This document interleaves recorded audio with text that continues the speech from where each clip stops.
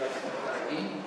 Y también agradecernos a los dos patrocinadores del libro, que es la Organización Interprofesional de Aceite de Oliva de España.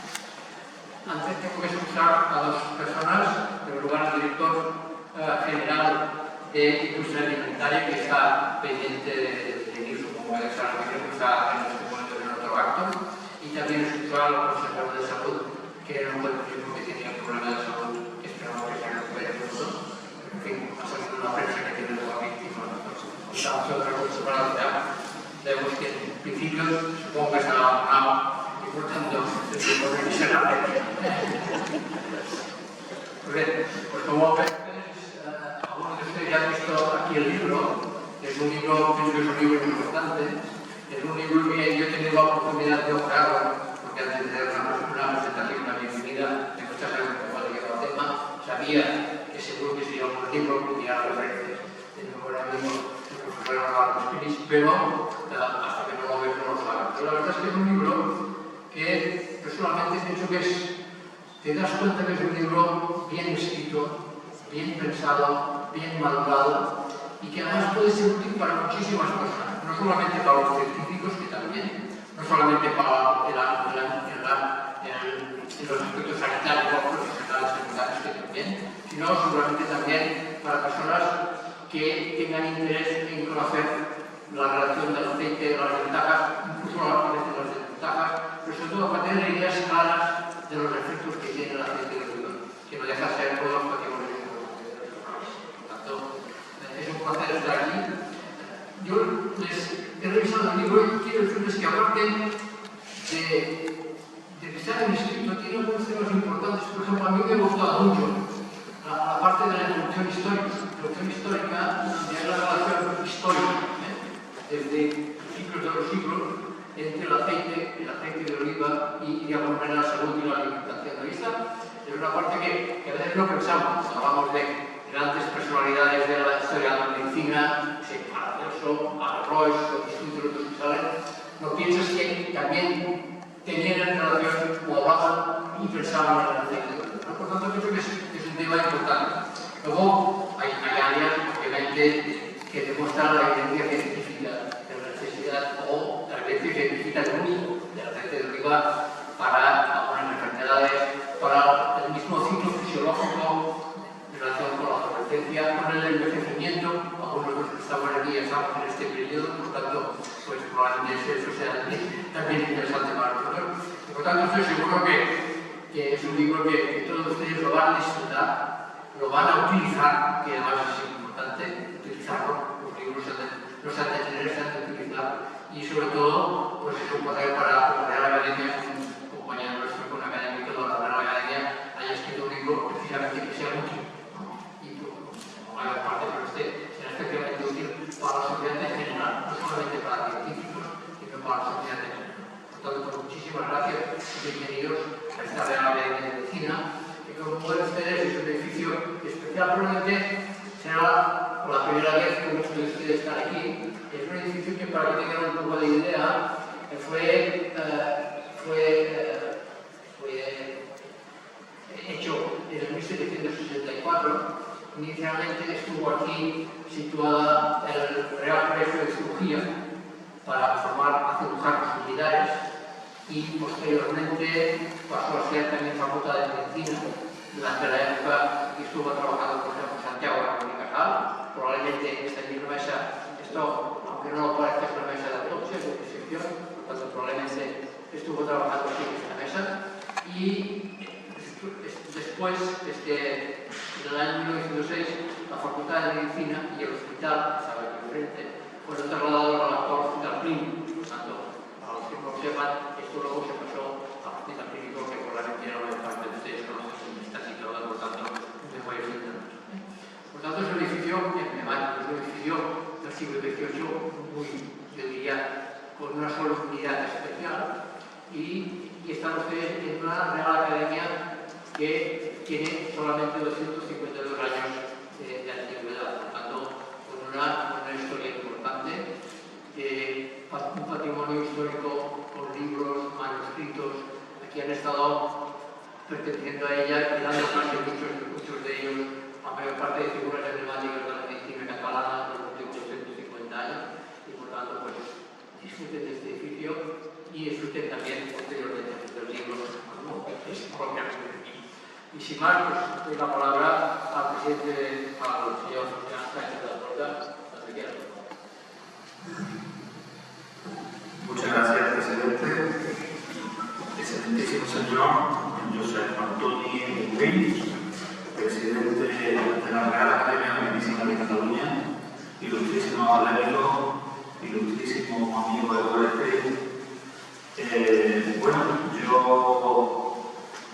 mis primeras palabras, por supuesto, son de agradecimiento. La verdad es que hay que agradecer el que podamos hacer un acto como este en un sitio tan absolutamente emblemático como es esta Real Academia de Medicina de Cataluña. Hace unos días hacíamos esta misma presentación del libro en Madrid y bueno, pues queríamos que la segunda presentación pues la hiciéramos aquí en Cataluña, aquí en Barcelona, en la tierra de la persona que tiene todo el mérito en la elaboración de este libro, que como ha dicho el presidente, pues yo creo que nos ha satisfecho a todos, porque yo creo que ha cubierto completamente todas nuestras expectativas. Yo creo que ha quedado un libro de muchísimo nivel y muy trabajado, han sido mucho tiempo, mucha dedicación. Sé que algunos de los autores que han intervenido en el libro también nos acompañan aquí esta tarde y yo quería mostrar pues, mi agradecimiento a los autores Cris, por supuesto, y a todos los autores que han participado. Y por supuesto pues, también a todas las personas que durante estos últimos años pues, han estado también participando en la investigación de todo lo que está relacionado con el aceite de oliva de salud. Yo creo que la salud es lo más importante que tenemos las personas y cada vez tenemos más conciencia de lo importante que es la nutrición en esa salud. Afortunadamente, pues yo creo que eso ya ha calado perfectamente en la sociedad y tenemos muchos productos que nos ayudan y tenemos una magnífica dieta como es la dieta mediterránea que yo creo que tenemos que potenciar, que tenemos que conocer y no solo para nosotros, sino entenderla a todo el mundo. Y el trabajo que vienen haciendo estos investigadores, pues yo creo que está potenciando muchísimo esa sensibilidad, ese conocimiento, y lo hemos visto en un periodo como por ejemplo la pandemia.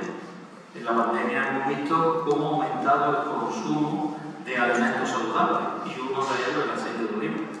Durante el periodo de pandemia, periodo en el que seguramente todos hemos estado más sensibilizados por la salud, ha habido un incremento de consumo del aceite de oliva prácticamente en todos los países del mundo. Nosotros solo lo podemos achacar a eso, a la percepción que de alguna manera pues, vamos teniendo sobre la nutrición y la salud. Creo que es importante. Nosotros como patrimonio comunal de Valero y también como interprofesional del aceite de oliva, pues tenemos entre nuestros objetivos más importantes promover la investigación, toda la investigación relacionada con el aceite de oliva. Y desde luego una de las más importantes entiendo que es el aceite de oliva y la salud. El hacer una recopilación en este libro de esos trabajos, de esa investigación que se viene haciendo en los últimos años, pues yo creo que nos da un libro, nos da un texto de consulta, yo creo que magnífico. Seguro que va a tener un amplio desarrollo de aquí en adelante y bueno, pues yo solo quería aprovechar esta palabra, aprovechar este momento, primero para agradecer el haber podido celebrar este acto aquí, en un sitio tan absolutamente emblemático, no solo por su arquitectura, por su mobiliario, sino también por la ciencia y el conocimiento que aquí se encierra, que yo creo que es absolutamente importante y destacable. Y bueno, aprovechar por supuesto el trabajo de nuestro gran amigo de Goethe y también quería ser extensivo, como decía, a todas esas personas que nos han ayudado tanto y que a difundir un poco pues lo que hoy sabemos sobre lo que es los beneficios del aceite de oliva para la salud. Yo no me extiendo más y bueno, agradecer la presencia de todos ustedes y nada más, muchas gracias.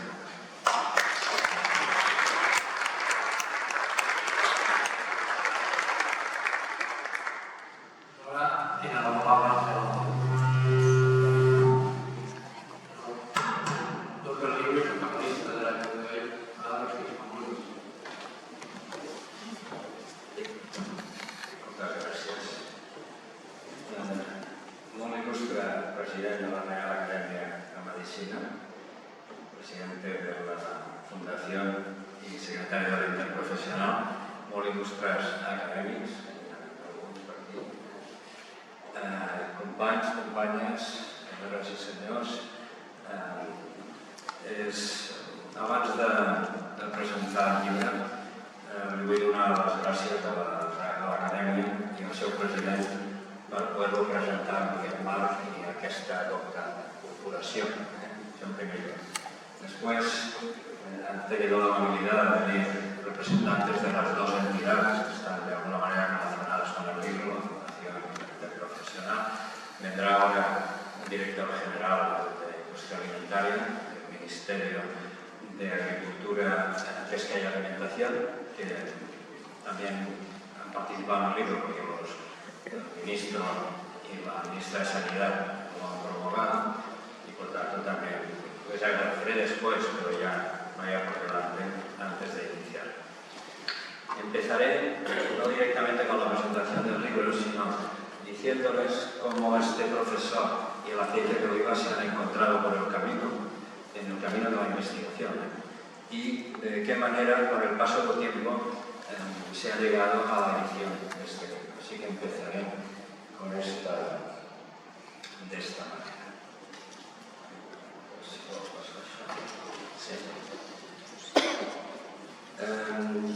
En toda mi vida profesional, una parte importante de mi trabajo ha sido dedicada a la investigación. Ya al final de los años 70, cuando me incorporé al que en aquel momento se denominaba Hospital Clínico y Provincial de Barcelona, que llevaba el logotipo este que ven ustedes, bueno, no sale la marca, no sale. Intentaré con el puntero señalar. No sé si... Sí, bueno, tenía esta extraña marca para ser una marca de un hospital, este logotipo,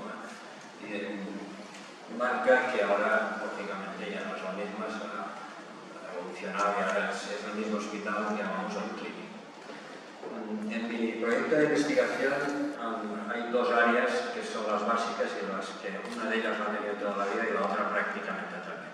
Y aquí en el Hospital Clínic se incorporó la primera área, que era el cáncer de mama. Y empecé a trabajar en cáncer de mama. En aquel tiempo empecé a trabajar con la doctora Rivera y con el doctor Prats. Y en aquel tiempo también el doctor Basilio, que está aquí, estaba de presidente de la Sociedad de Patología Mamaria, y con el que hemos tenido una buena estrecha relación, y también en el camino de la investigación. Bien, pues aquí empezó la primera variable que ha durante toda la vida, hasta el momento actual, que es el cáncer de mama. En aquel tiempo, el cáncer de mama, el tema de los receptores hormonales estaba todo por hacer. Y ahora pues puedo tener el privilegio de decir que con el paso del tiempo estaba todo por hacer y estando en aquel lugar tuve la suerte de poder hacer el primer receptor de progesterona del Estado español. Este es el primero. Se nos adelantaron en San Pablo con el receptor de estrógenos por 2 meses, la doctora Ángeles Figueras, pero nada, nos sacaron al mismo tiempo. Investigábamos en receptores y no solo eso, sino que además los determinábamos para la asistencia clínica con unas técnicas bastante complejas en aquel momento, las técnicas de baño. Aquí empezó la primera variable. En el año 1984, el doctor Raúl Segura me incorporó a la Universidad Autónoma de Barcelona. Me incorporé como profesor ayudante de prácticas en aquel momento. El doctor Segura, recuerdo muy bien, los primeros días que hablábamos de este tema, un día en su despacho, el doctor Segura con mi currículum en su mano y leyéndolo me dijo: hombre, ya veo que usted trabaja en cáncer de mama, pero sepa que aquí todos trabajamos en lípidos. Una insinuación muy directa que lógicamente me llevó a empezar a hacer la bibliografía en aquel tiempo en el famoso current context, que algunos de ustedes recordarán, lo que los catalanes llamábamos al current context, pero que era esta herramienta que hoy en día nos parece obsoleta, pero que en aquel momento era muy fundamental.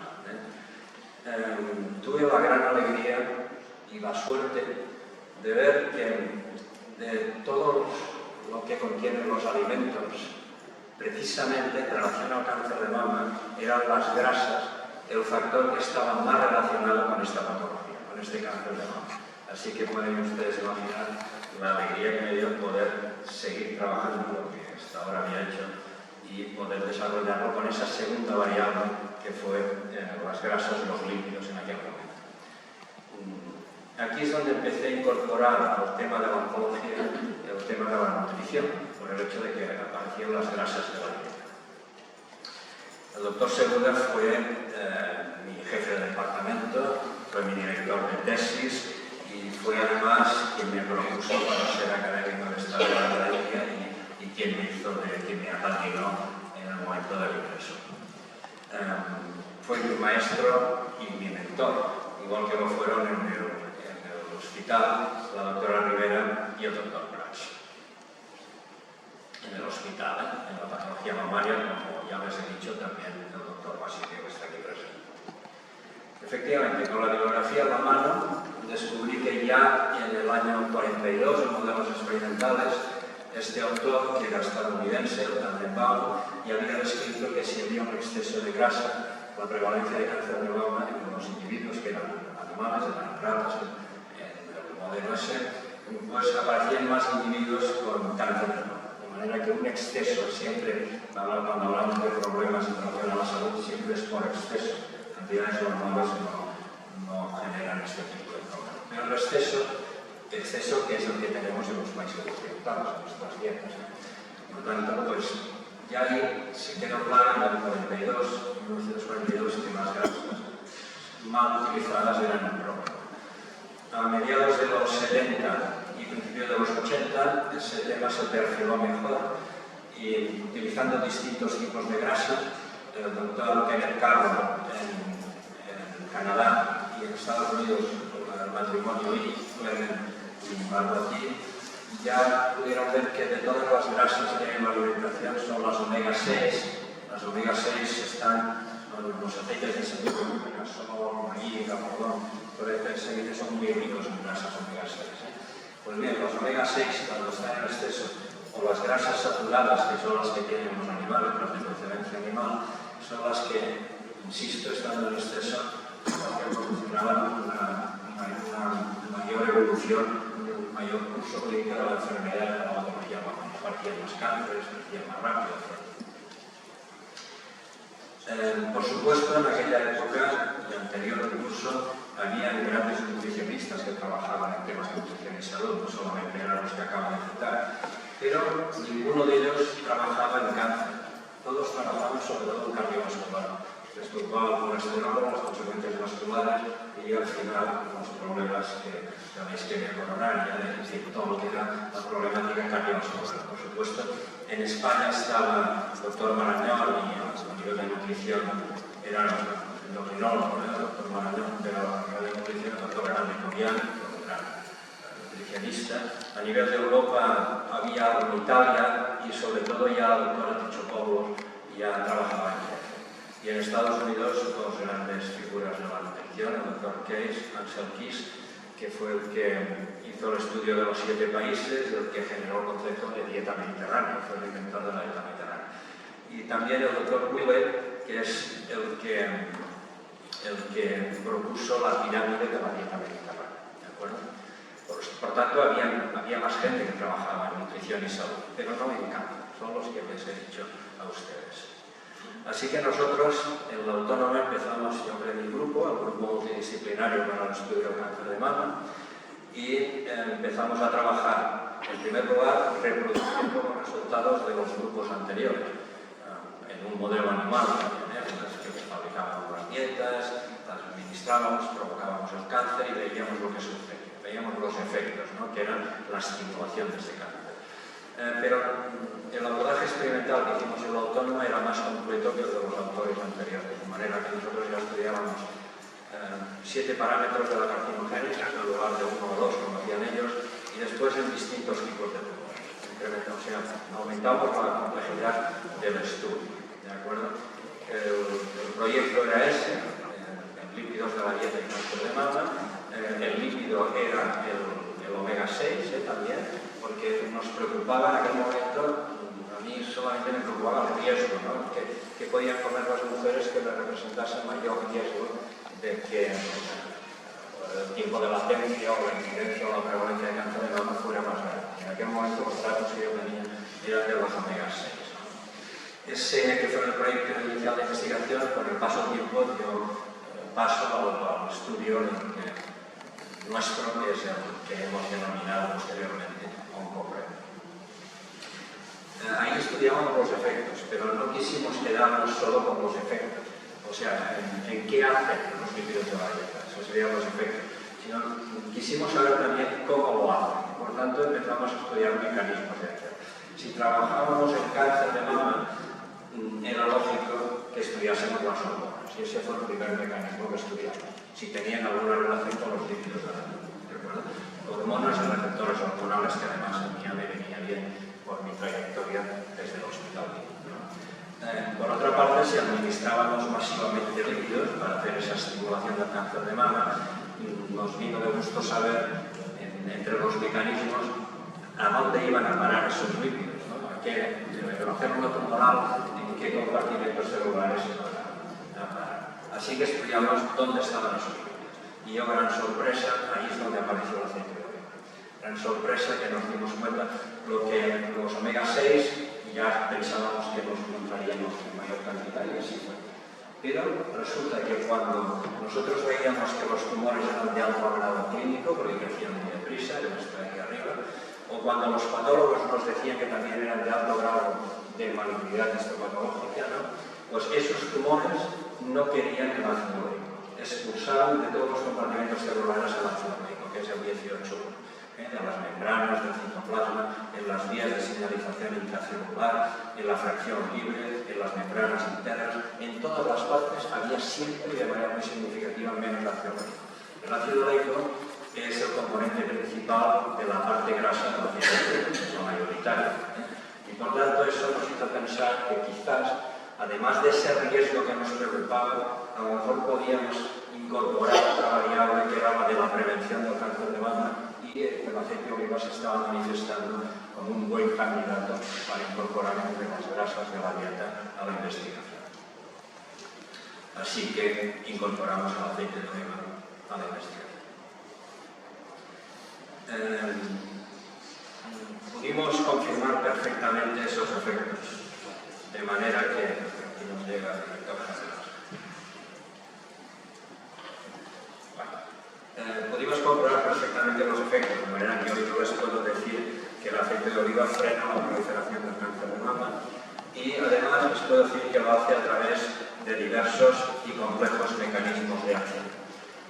A día de hoy, desde ese año 1984 al 2022, nosotros hemos tenido la suerte, el privilegio de poder descubrir todos estos mecanismos de acción que son favorables contra el cáncer de mama. También hemos podido describir que si se utiliza mal el aceite de oliva y se utilizan grandes cantidades, también aparecen mecanismos que son perjudiciales. Por tanto, hemos podido describir indicaciones y cantidades adecuadas, apropiadas dentro de la dieta para que tenga sus efectos saludables y tener efectos perjudiciales. Aquí tienen ustedes el aceite de semillas. Fíjense que ningún efecto favorable y muchos efectos perjudiciales, mucho más incluso que los que son favorables para el aceite de oliva. Con el paso del tiempo incorporamos el estudio en humanos, porque lógicamente nuestra misión no es curar el cáncer de mama ahora, sino hacer todo lo que sea posible para encontrar maneras para combatir el cáncer de mama de la mujer. Así que incorporamos un estudio en humanos, un estudio epigenético, en el cual estudiamos 399 variables, 186 de variables y parámetros clínicos, 137 ítems de temas nutricionales que los valorábamos a través de cuestionarios, y de frecuencia de consumo 137, 14 de adherencia a la dieta mediterránea y 62 ítems en otro cuestionario de actividad física, porque de todo el estilo de vida de las personas hay muchos factores que influyen en el estilo de vida, pero los dos principales, a día de hoy por lo menos, con la información que tenemos, son la alimentación, la dieta, y también la actividad física. Tuvimos por vez el privilegio de que estaba todo por hacer, había esa coyuntura del doctor Segura de insinuarme que allí todos trabajábamos lípidos, y pasar del cáncer de mama al cáncer de mama y los lípidos de la dieta hizo que nosotros fuéramos los primeros en investigar estas cosas en cáncer. En paralelo, y un poco después, yo diría que en paralelo en la Universidad de Córdoba ya estaban investigando lo que después fue el gran proyecto del cordio obrero. Y después, aquí en Barcelona, en el Hospital Clínico, apareció el PDM. Pero tanto el PDM como el cordio obrero son estudios que trabajan con el aceite de oliva también, pero en la enfermedad cardiovascular. El Previmete es prevención primaria, de la enfermedad cardiovascular, el Cardiopret es prevención secundaria. O sea, una vez las personas ya tienen la enfermedad. Son dos estudios impresionantes, o sea, unos magníficos estudios, pero en cardiovascular. Más adelante, algunos en paralelo salieron pues, los trabajos en diabetes, otros aparecieron otros grupos trabajando en cáncer, en sistema inmune, en deterioro cognitivo, hemostasia y coagulación. Todos ellos están en el libro, lógicamente reunidos, están todos ahí. Y alguno más que no he citado. A día de hoy se ha incrementado la cantidad de estudios que se han realizado.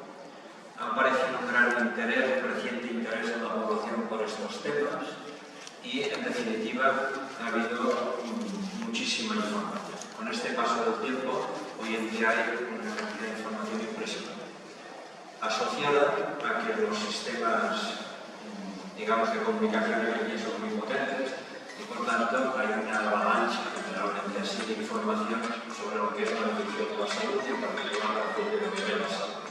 Lógicamente, muchos son estudios correctos que se basan en evidencias científicas y, por tanto, muy bien.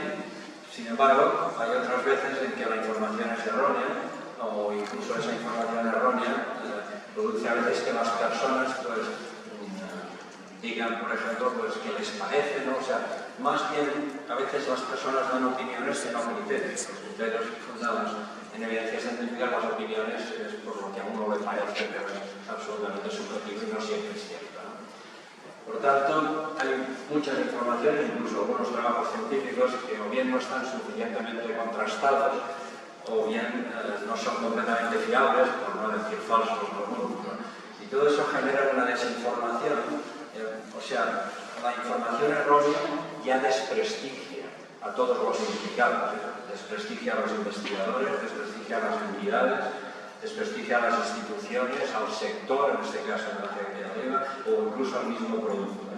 ¿De acuerdo? Pero la desinformación que genera toda esta información errónea puede hasta incluso, o sea, si la una desacredita, la otra puede llegar a desprestigiar de manera infundada o injustificada las numerosas evidencias científicas correctas que existen sobre esta relación, aceite, vida y salud.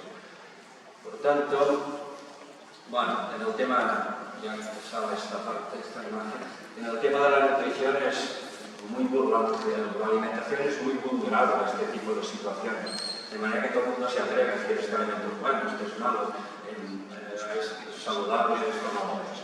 Y ya el doctor Marayán, ya en un prólogo que hizo en 2 libros, ya decía esto que ven ustedes aquí, que no hay parte de la medicina. Hacía tiempo que tenemos, hace mucho tiempo que estamos en relación con las dos entidades, con la Fundación y con la Interprofesional. Hace mucho tiempo que estamos ya, hace como 17 años que estamos trabajando, estamos colaborando. Y habíamos comentado algunas veces de que esta situación era un poco preocupante. La veíamos con preocupación que podían haber todas estas situaciones, ¿no?, que se están dando. Por tanto, promotores, que son los que han impulsado el libro, y el editor, que es el que lo ha hecho, bueno, el que lo ha coordinado y ha escrito, ya les diré, una parte importante del libro, pues al final las entidades tomaron la iniciativa de tirar adelante esta publicación. Primero, la idea era una cosa más sencilla, era una guía con el paso y viendo los autores que habían y el contenido de la publicación y tal, ha dado lugar a un libro, a un proyecto de mayor magnitud. Empezamos por la Fundación del Patrimonio y después incorporó la Interprofesional para vernos trabajar con comunidades. ¿Cuál era, de alguna manera, el objetivo? Pues intentar poner un poco de orden en toda esta avalancha de informaciones y poder discernir las que son falsas de las que son ciertas, ¿no? Por tanto, poner ese orden reuniendo en el libro las certezas, dice aquí, las certezas existentes en las declaraciones saludables sobre los aceites de oliva y la salud.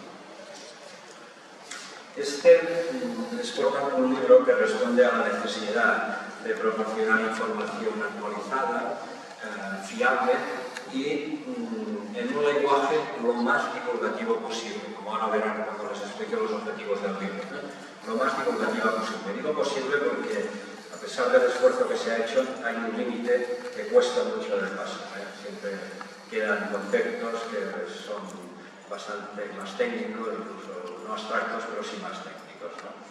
Muy bien, pues así que ahora tengo la satisfacción de presentarles este libro de aceites de oliva y salud, beneficios de los aceites de oliva. En realidad, tenemos que hablar de aceites de oliva vírgenes, porque el aceite de oliva, que es el que comúnmente se conoce así, es el aceite de oliva refinado, y en el refinamiento el aceite de oliva vierte una parte.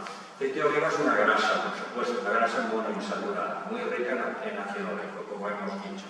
Pero además tiene una fracción minoritaria, los componentes minoritarios, que es minoritaria en cuanto a volumen, pero no en cuanto a compuestos bioactivos que contiene. Hay más de 230 compuestos bioactivos. Volumen poco, pero hay muchas moléculas ahí dentro que otros laboratorios han descrito que buena parte de ellas tienen propiedades sobre la salud, ¿de acuerdo? Hay antioxidantes, hay antiinflamatorios, etc. ¿De acuerdo? Eso solo está en los aceites de oliva vírgenes. Por tanto, cuando todos los que investigamos en aceites de oliva vírgenes o vírgenes extra, que es una calidad un poco superior, pero tanto el virgen como el virgen extra mantienen tanto la porción grasa como la parte insaponificable, que es la de los componentes minoritarios, ¿de acuerdo? Así que cualquiera de las cosas que estamos comentando es sobre aceite de oliva vírgenes. ¿Por qué se llama el título aceites de oliva y salud? Porque en estudios muy antiguos las investigaciones se hacían con aceite de oliva y entonces ahí aparecen aspectos que no quedaban claros precisamente por ese motivo, porque no acababa de resolver. Es cierto que al ácido oleico se le pueden atribuir propiedades directamente, pero es el conjunto del alimento el que parece tener los principales efectos saludables. Pues bien, el libro tiene dos objetivos principales. Lo primero es, no les extrañará este objetivo porque es de lo que venimos hablando, información rigurosa, basada en datos científicos. Por tanto, este es un libro científico en realidad, pero que tiene como segundo importante objetivo el que esté escrito en lenguaje lo más divulgativo posible, ¿de acuerdo? Este es el segundo de los objetivos importantes. Pero el libro tiene también otros objetivos importantes. El primero de ellos es que los profesionales que no siendo especialistas en nutrición se puedan encontrar en algún momento con alguna relación de la alimentación y la salud, enfermeras y médicos, fácilmente el paciente dice, ahora que tengo esta enfermedad, ¿cómo tengo que comer? ¿Qué tengo que hacer? Bueno, esa formación puede ser útil también para estos tipos de profesionales. Y, como venimos diciendo, intentar con el libro proporcionar información rigurosa. El segundo objetivo es combatir un poco las falsas noticias e incentivar lo que dice aquí a los ciudadanos para que sean críticos con los mensajes que reciben, ¿de acuerdo? Fuentes fidedignas de información. Y después, la educación para la salud a través de la alimentación y su divulgación con la finalidad de contribuir a mejorar los hábitos alimentarios de la población. En varios capítulos del libro hay alusiones a este aspecto, se dan recomendaciones y tal para tener una buena información en el momento de mejorar los hábitos alimentarios. En los primeros objetivos que les he dicho, fíjense, es un libro científico, pero escrito en lenguaje divulgativo. Es relativamente fácil, y digo relativamente porque no es fácil, es difícil hacer un libro científico, pero es relativamente fácil. Es también relativamente fácil, relativamente también, hacer un libro divulgativo, pero que sea científico y divulgativo a la vez, eso realmente ha sido un reto que solo se ha podido conseguir, o por lo menos en gran parte, por la dificultad que tiene, por el esfuerzo que han hecho los autores y por la incorporación en el libro de un glosario del que hablaremos dentro de muy poco a continuación. La primera misión de este editor fue la de hacer una exhaustiva búsqueda bibliográfica para fijar bien la selección de los temas, las patologías y los autores. De manera que recurría a la bibliografía de los últimos años de artículos científicos de las bases de datos internacionales, como PubMed, por ejemplo, o en monografías sobre aceites de la salud, y también en pequeños libros, en opúsculos de estos de autores locales que eran fundamentalmente divulgativos, pero que también fueron útiles para ver un poco cómo era la situación y poder ilustrarse también para hacer el libro. De esta exhaustiva búsqueda aparecieron 18 capítulos, 18 temas en primer lugar, que dieron origen a 18 capítulos. Como pueden suponer, después de 37 años de estar investigando en nutrición y salud, este editor ya conocía muchos de estos autores y conocía los temas. Pero, de alguna manera, esta búsqueda bibliográfica, además de confirmar que era cierto, sí, de confirmar que estos autores que ya conocíamos estaban activos, seguían investigando, estaban al día de lo que estaban diciendo, también nos proporcionó una panorámica más general, que es la que ha hecho que el libro tenga 4 unidades, 18 capítulos estructurados en 4 unidades, y nos ha permitido perfilar perfectamente, llevar a término esos objetivos que les comentaba. Lógicamente, el procedimiento este también permitió seleccionar a los mejores investigadores del país, ¿no? 18 tuvimos para cada capítulo, seleccioné un autor principal, y los autores tomaron la decisión de escribir un capítulo individualmente o hacerlo con sus colaboradores. La mitad del libro aproximadamente lo ha escrito un solo autor, un autor principal. La otra mitad también aproximadamente, el autor principal prefirió elaborarlo con sus colaboradores. De manera que en total hay 36 autores en total.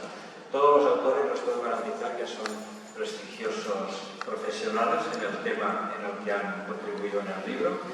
Y como era lógico, de manera espontánea aparecieron profesores de universidad, médicos, científicos e investigadores que lógicamente están en universidades, en hospitales y en centros de investigación, ¿de acuerdo?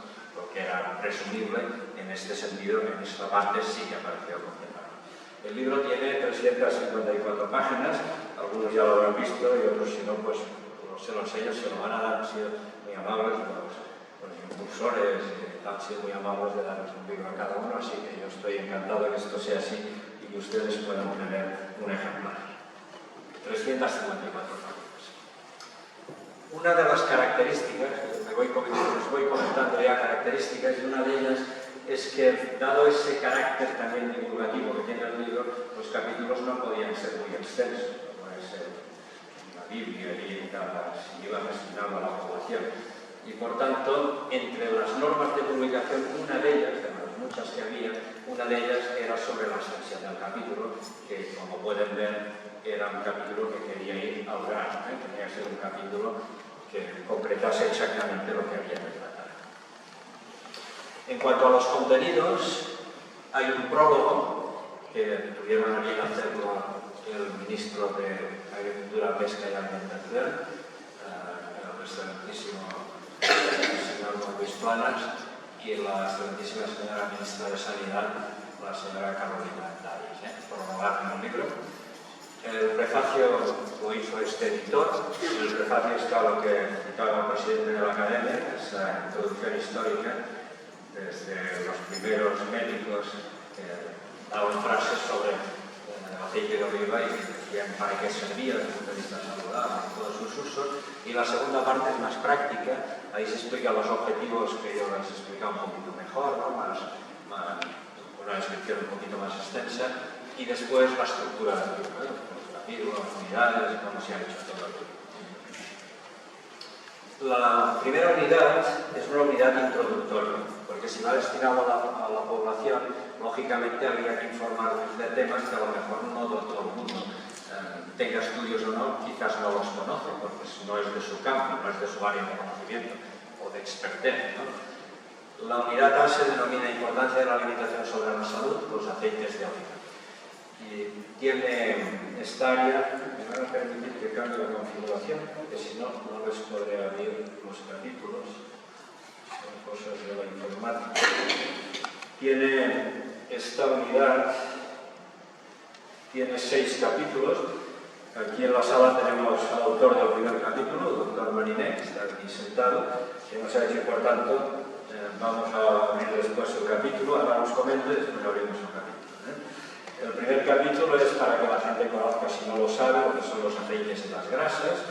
El segundo, como ven, es un tipo de ácidos grasos no demasiado saludables, son peligrosos y conviene evitarlos y que tocan aspectos que nos deben preocupar, como están en la bollería, cosas de estos alimentos que también los consumen los niños además, y es un problema, por tanto está recogida en el libro. Después era imprescindible poner en la elaboración los tipos de aceite y la composición. Hay gente que piensa que el aceite de oliva es el aceite bueno, piensa que esto de ponerle virgen y virgen extra y tal es complicarse la vida y que tiene que gastar aceite bueno que es el aceite bueno, es exactamente al revés. Una incultura bastante grande y en una parte de la población, mucha gente no lo sabe, por supuesto, pero sigue habiendo esto. Por tanto, esto, y bueno, en cualquier caso, cómo se elabora y tal, pues seguro que hay mucha gente que no lo sabe. Después hay uno de gastronomía, pero todos los capítulos van pensando en la salud. La gastronomía no son recetas de cocina, sino es la gastronomía pensando en la salud. A continuación está el cocinar, y aquí también hay aspectos importantes, porque el único aceite que aguanta las temperaturas de las freidoras es el aceite de oliva. Aceites de semilla, a los 179 grados se trabajan las freidoras, pues ya no resisten y aparecen tóxicos y carcinógenos. Fíjense ustedes, este profesor y no sé cuántas cosas más, como la de cosas que ha aprendido por el camino, que no son propias de su profesión, pero que sí tienen que ver con esta variable que incorporó en su momento en la investigación de salud. El último capítulo es también un capítulo que tenía que estar en la introducción, que es el contexto institucional, el económico y el ambiental.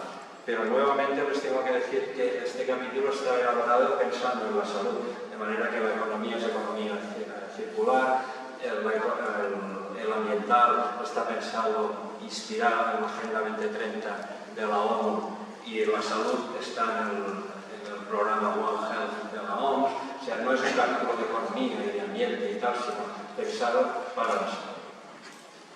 La unidad B todavía no entraremos en las enfermedades, la unidad B está pensada para la gente que tiene todavía salud, para situaciones especiales de la gente que aún no tiene enfermedades, ¿no?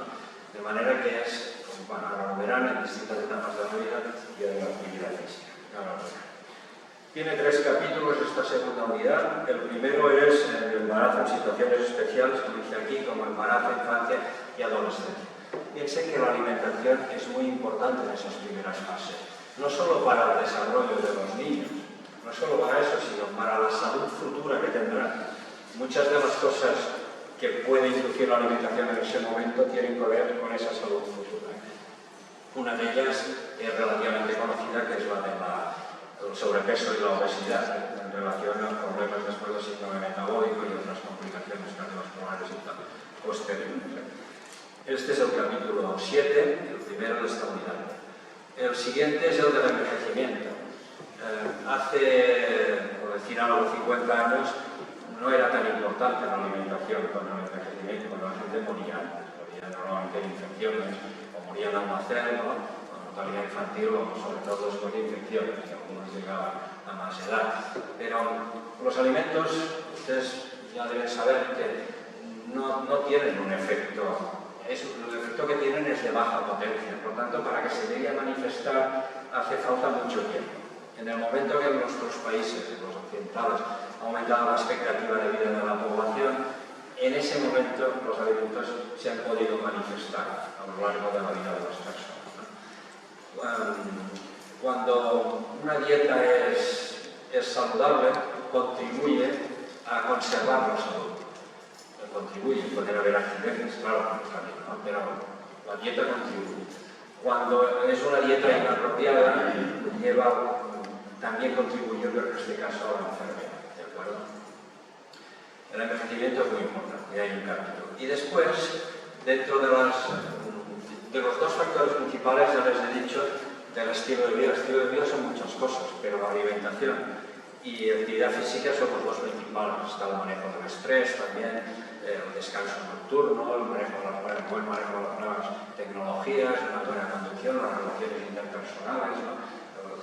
Por eso que tenemos en los países mediterráneos, que nos relacionamos con la gente, y de hecho, estos aspectos se han incorporado a la pirámide de la dieta mediterránea, para que UNESCO dio como patrimonio inmaterial de la humanidad, incorporó también no solo la comida, no solo la alimentación, sino también estos otros aspectos.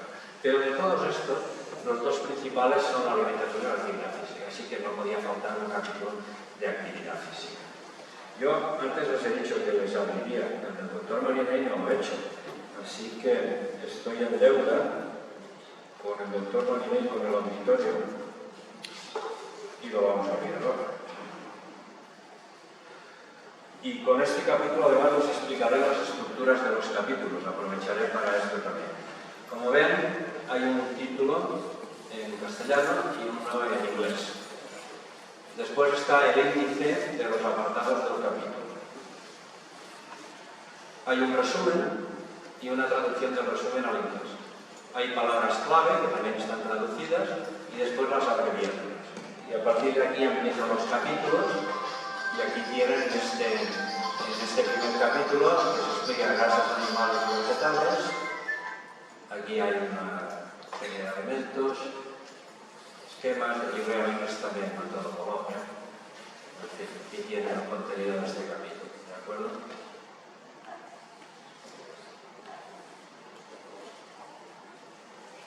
Y todos los capítulos acaban con una bibliografía reducida, 5 citas máximo, que además no es una bibliografía, se le pidió a los autores se le pidió todo lo que les estoy diciendo, que me hicieran un capítulo científico, pero divulgativo. Se les pidió también que la bibliografía fuera no técnica, sino que fuera para que el lector que lea un capítulo y dice, hombre, este tema me interesa, pues aquí tiene bibliografía para saber más, ¿de acuerdo?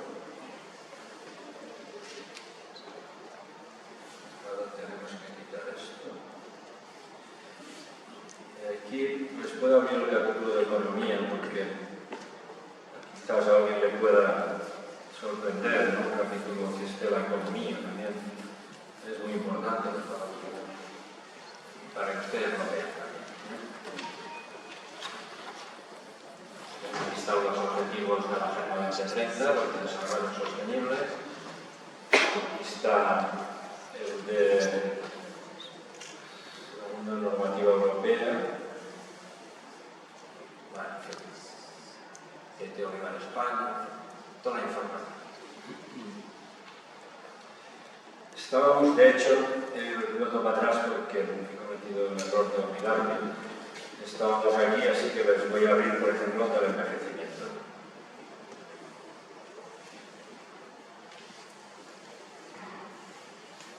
Aquí tienen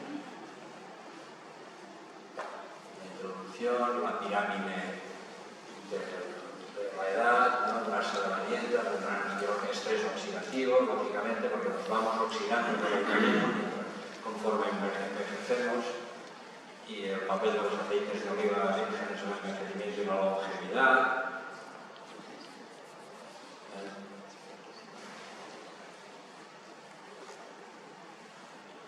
Bien, vamos a la siguiente unidad, que es la más extensa y es los beneficios del aceite de oliva virgen y virgen extra frente a las enfermedades. Es la más extensa, tiene 8 capítulos.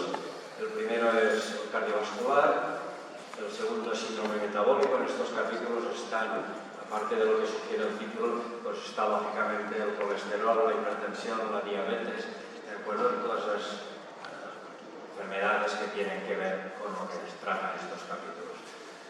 Después está el sobrepeso y obesidad. Los endocrinólogos últimamente están empezando a hablar de la obesidad no como una condición, como más o menos hasta ahora teníamos, sino ya como una enfermedad, porque va asociada a distintas enfermedades. Pues está la hemostasia y coagulación. Después el cáncer. Este es el capítulo que ha hecho el editor, el cáncer, que es su especialidad. Después está el sistema inmunoinflamación, el deterioro cognitivo, y el último capítulo, el 17, es el de otras patologías en las que el aceite de oliva virgen extra ha demostrado tener efectos saludables, pero para las que hay menos información. Aquí está la enfermedad inflamatoria intestinal, está la salud ósea y algunos síntomas, como por ejemplo, de enfermedades como por ejemplo puede ser el dolor. El papel del aceite de oliva en este caso es sobre el dolor. Aquí podríamos abrir los dos que son más prevalentes y que generan más mortalidad, que son los de cardiovascular. Aquí está el proyecto PREDIMED, también en el libro está el OncoPRE. Este sería el doctor Struck, que no sé si ha venido. Vale. Y aquí tienen el de cardiovascular. Riesgo vascular, hipertensión, salida por ahí, líquidos plasmáticos, diabetes, arteriosclerosis, enfermedad cardiovascular. Y aquí esta es una gráfica del proyecto PREDIMED. No falta mucho, no quiero cansarles. La última unidad es la D, es para situar el aceite de oliva en el contexto de la dieta mediterránea en un estilo de vida saludable, porque nadie come exclusivamente aceite de oliva, come dentro de una dieta y además dentro de un estilo. Y este es el capítulo en el cual se trata, en el que se integran todos estos conceptos. Y lo voy a abrir porque quería abrir por lo menos un capítulo de cada libro. Aquí no hay más que uno.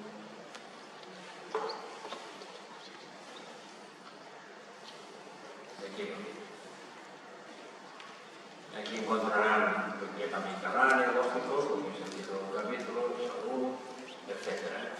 Y encontrarán la última pirámide de la dieta mediterránea en la que se incluyen los alimentos, la frecuencia de consumo de estos alimentos, por eso es una pirámide, y además estas otras ven aquí que aquí se puede ver bien uno que está, que esto es lo que no hay que hacer, el reposo sí, pero la actividad física, en fin.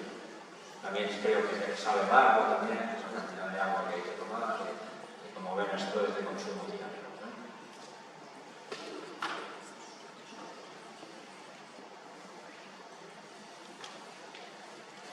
Bien, a partir de aquí, una vez después de los capítulos, hay un glosario, que el glosario lo ha elaborado este editor, no es un glosario al uso, es un glosario que, como se dijo en la primera presentación, uno de los que asistió, me dijo que este era un glosario enciclopédico. La verdad es que sí, porque ocupa casi el 37% del libro. Ocupado en glosarios. Dio su trabajo. ¿Por qué hay un glosario? Porque una vez llegaron los capítulos, este editor se dio cuenta de que era necesario explicar hacer lo máximo comprensible posible los 548 términos técnicos que aparecen en los capítulos. Inevitablemente aparecen estas terminologías, estos vocablos técnicos, y por tanto había que dar una explicación un poquito más intuitiva para que todos los lectores de la población pudieran asimilarlo lo mejor posible. Como es un diccionario, un glosario, lógicamente los términos técnicos están en orden alfabético, pero cuando había varios términos técnicos que estaban relacionados, lo que hice fue agruparlos en un tema, por ejemplo, el tema eicosanoides. Pues aquí hay 3 términos técnicos que están relacionados y por tanto no están individualizados. Cuando el lector encuentra, o sea, en el glosario, se ve muy mal aquí, pero cada vez que aparece un término de estos que está en el glosario, porque es técnico, está puesto en cursiva. En todos los capítulos no hay más cursiva que estas palabras técnicas del glosario. Cuando es así, el lector que le interese consultar esta palabra se va al glosario y, por ejemplo, si a alguien le hubiera preocupado la palabra ciclooxigenasa, en la C, alfabéticamente del ciclooxigenasa, ahí está la dirección donde lo puede encontrar. Cada vez que hay una dirección es porque este término está relacionado con otro. Y el editor ha aprovechado a veces para hacer introducciones y poner figuras, etcétera, para siempre buscando que fuera lo más comprensible posible.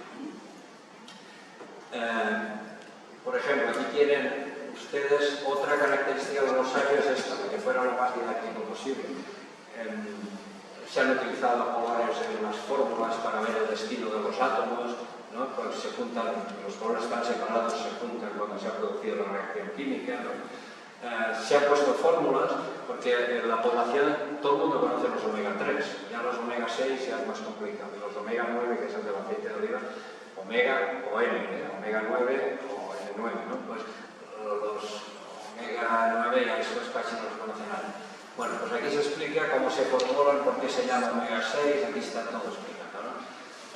Se han puesto figuras para facilitar esa comprensión y sobre todo, más complejo era el término, más extensa era la descripción del texto y más posibilidad de que hubieran figuras. Por ejemplo, esta palabra telómeros, ustedes imaginarán que no solo está descrita en estos dos libros, más que no cabía una imagen que sacrifiqué a continuación, pero tienen una descripción bastante más extensa. Estamos acabando. El siguiente apartado, que es el último, es el de alegaciones nutricionales saludables autorizadas por la Comisión Europea y que puedan ser aplicables a los aceites de oliva.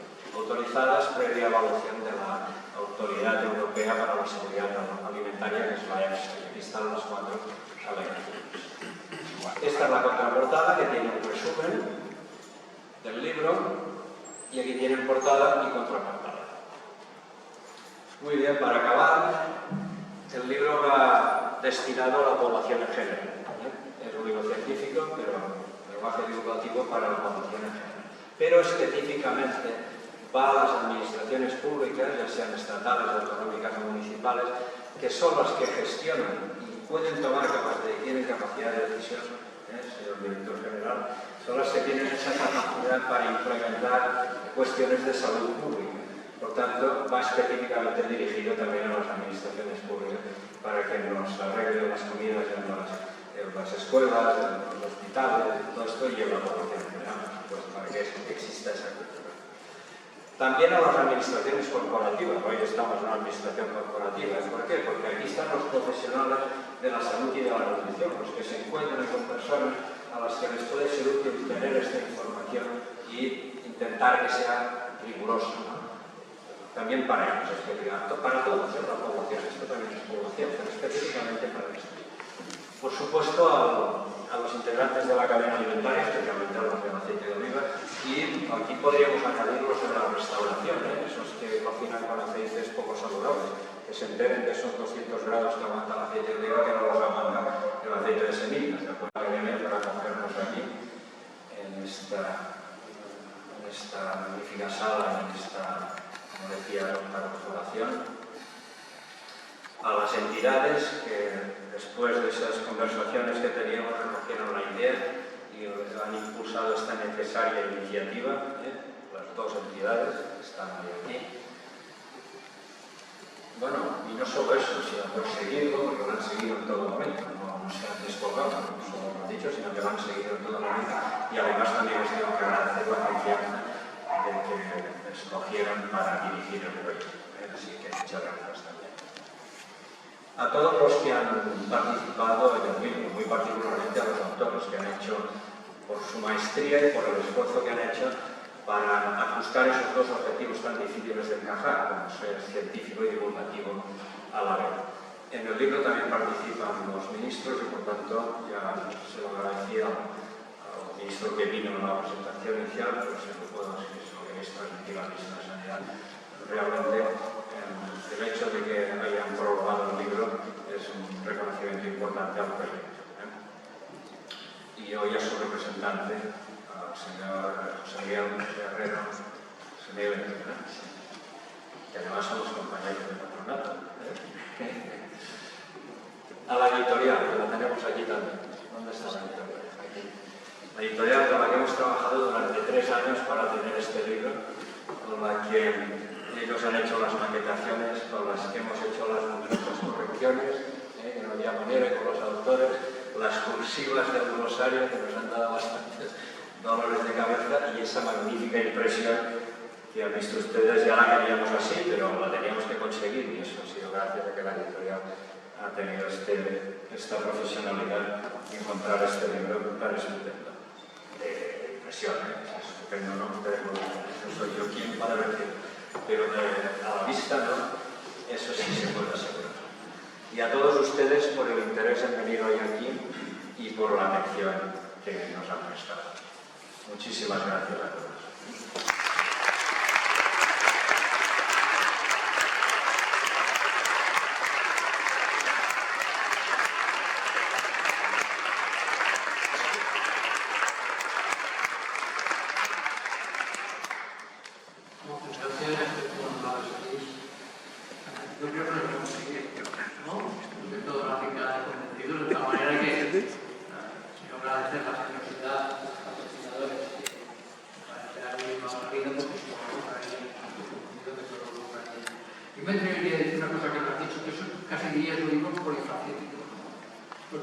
cualquiera puede encontrar algo que le interese. Creo que así también nadie se va a leer todo el libro entero. Pero yo pienso que hay capítulos para cada una de las personas, sea científico, sea entero, sea gastrónomo, sea, financiero o sea aceite. Cualquier persona puede encontrar un capítulo que le pueda interesar. Pero es que eso es todo. Por tanto, enhorabuena al autor, a los autores también y a los patrocinadores. Y finalmente, pues que para acabar, quería dar la bienvenida al señor José Miguel Herrero, director general de Industria Alimentaria, por estar aquí acompañándonos y que nos dé la clausura del este. Muchas gracias. Muchísimas gracias. Para mí es un placer acompañarles esta tarde. En primer lugar, pido mis disculpas por haber llegado retrasado porque estaba en Madrid y como las circunstancias de este año. Pero bueno, quiero dedicar mis palabras en primer lugar a felicitar al editor y a todos los autores del libro, así como a los productores, por llevar a cabo este sueño que, como ha dicho el editor, durante años se viene fraguando y que hoy pues, tenemos ya la mesa, podemos consultar, podemos deleitarnos con él. Y creo que me gustaría destacar dos cosas de lo que yo he visto hoy. En primer lugar, el rigor de lo que supone una obra pues, recoge muchos aspectos del aceite de oliva, que es una herramienta tan importante desde muchos puntos de vista, nutricional, gastronómico, también la importancia sectorial y cómo esos elementos de vinculación con la salud. Y en segundo lugar, también me ha llamado la atención el interés con el que ha seguido esta intervención, todo este auditorio. Pues es muy gratificante pues, ver que este tipo de obras tan rigurosas y tan completas, pues primero suscitan el interés del auditorio y en segundo lugar pues, han mantenido verdadera atención. Y eso en un mundo donde vamos tan rápido, donde, pues como se ha dicho, ¿no? Hay tantas noticias y muchas de ellas pues, no llegan a la profundidad que se requiere, pues cobrar más mérito, ¿no? Y a mí me gustaría terminar esta breve intervención destacando pues, la importancia que tiene el aceite de oliva para nuestro país y para nuestra economía, puesto que el aceite de oliva, como todos ustedes saben y se ha mencionado en las distintas intervenciones, es un alimento que hace que nuestro país sea el líder mundial en producción y en exportación. Las 2/3 partes de lo que producimos lo consumen personas fuera de nuestro país, lo cual hace que sea uno de los alimentos más internacionales. Y también hay que poner en valor a mí siempre me gusta que pongamos el foco en los agricultores, que hace posible que en el día a día que existan las aceitunas y todas las dificultades derivadas de las adversidades climáticas muchas veces pues hay que lo sufren, ¿no? Pero también en la industria, en las manzanas, en las refinerías, en las envasadoras, todo lo que es la cadena de alimentación del aceite de oliva, que son miles de empresas que dan trabajo a miles de personas y, como no, también a la comunidad científica y a la comunidad que hace posible la investigación. Creo que hemos trabajado mucho en la producción, hemos trabajado mucho en las inversiones y tenemos un sector tremendamente eficiente. Hemos trabajado mucho en la calidad, hemos hecho recientemente desde la administración en colaboración con el sector una norma de calidad que es pionera y que pues, da las máximas garantías a los consumidores de que el producto que están comprando pues, tiene la máxima calidad, pero nos quedaba hablar del aceite de oliva y de la salud y eso también enfocado a los ciudadanos. Yo creo que este tipo de obras y este tipo de foros de reflexión, de divulgación, son tremendamente importantes porque yo creo que eso tenemos ahora que insistir las bondades que tiene este alimento, pero no solo porque lo repetimos o lo decimos, sino porque hay una investigación detrás y todos los autores que están aquí pues avalan que todas esas cuestiones que están muchas veces en nuestro día a día, en nuestro vocabulario, pues como ha hecho el doctor Steve, pues están avaladas con un montón de investigaciones y un montón de análisis que después de muchos años de trabajo, pues podemos afirmar que el aceite de oliva es beneficioso para la salud.